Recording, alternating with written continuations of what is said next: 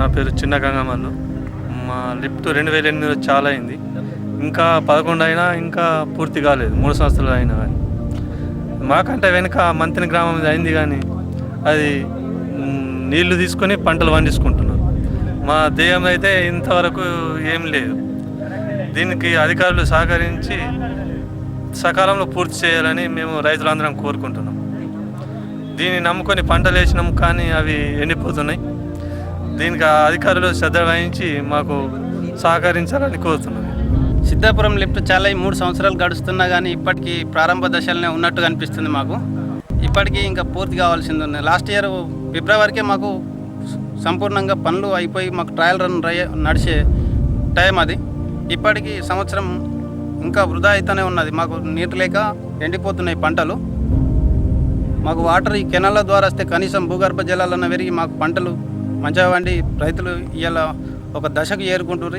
ఇప్పటికి కూడా మాకు ట్రయల్ రన్ కూడా కాలేదు, వాటర్ వస్తలేదు. అంటే ఈ మెట్ట ప్రాంత రైతులందరూ నష్టపోతున్నారు.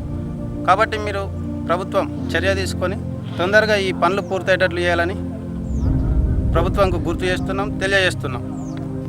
ఇప్పుడు రైతులకు ఒక పంట వండితే ఖర్చులకు సరిపోతలేదు, రెండో పంట వండితే కూలీలకు సరిపోతలేదు, మూడో పంట వండితే మాత్రం రైతు గిట్టుబాటులోకి వస్తాడు. లేదంటే పెట్టిన పెట్టుబడి నష్టపోతున్నాం.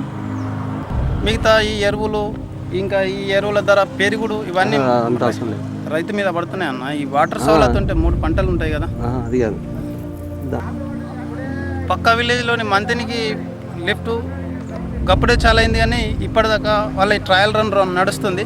దీనికి ఇప్పటికీ ప్రారంభ దశలనే ఉన్నట్టుగా అనిపిస్తుంది. మళ్ళీ ట్రయల్ రన్ లేదు, ఇప్పటికీ కెనాల్ పడతా నీళ్ళు వచ్చింది లేదు.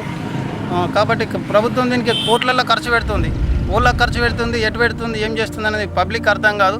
కాబట్టి ఈ రాజకీయ నాయకులు చొరవ తీసుకొని దీని మీద స్పందించి మాకు లిఫ్ట్ వీలైనంత తొందరగా నీరు అందించి రైతుల్ని ఆదుకోవాలని కోరుతున్నాను.